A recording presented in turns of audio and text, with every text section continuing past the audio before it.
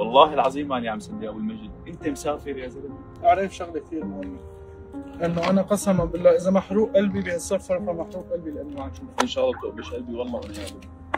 امانه دير بالك على حالك. خلي لي اياه، انت الشيء الوحيد اللي طالع متذكره مثل البلد. خلي لي اياك. الله يسلمك، ادعي لنا اخي، الله يسلمك. النداء الأخير للسادة المسافرين. اجا وقت الفراق يا عزو، والله اجا وقت الفراق. بدك شيء؟ سلامتك يا اخي. ادعي لنا حبيبي. امانه دير بالك على حالك. الله يسلمك. دير بالك. انا ما بحب هاللحظات بس والله ولا انا محروق قلبي وقاصي. الله معك يا ابو المجد. الله ييسر لك يا ابو المجد يكون معك، حلاقي لك فقدي يا رفيقي. يا عزو يا عزو، لك شو صار لك؟ شو جابك؟ لك افتح لك تعال شو في؟ اخي راجع؟ لا لك مالي راجع، انا شو بدي صار لك؟ بس طلع معي زيادة وزن.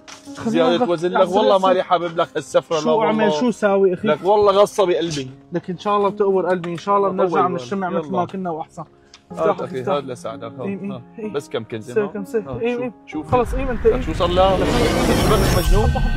لك شو في بس قهوة الشامي؟ بس اخذ قهوة الشامي. امانتك بالله تتذكرني في فنجان قهوة على راسي. بس والله ما في عائل بيعمل لك اخي. الاواعي بينشروا بس شلون بده يزبط مرقي بلا بن الشامي؟ وكل الله. 1924 دقت قهوة بس ما دقت هيك قهوة. وكل الله. ادعي لنا اخي، ادعي لنا. وكل الله. ادعي لنا خلينا نلحق الطيارة. الله معك يا اخي. والله بيتضحى بكل شيء بس ما بيتضحى ببن الشامي. دير بالك على حالك يا اخي. يسكر بقى يحموا بدنا.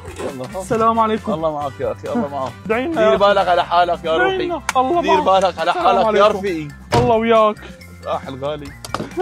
راح الغالي.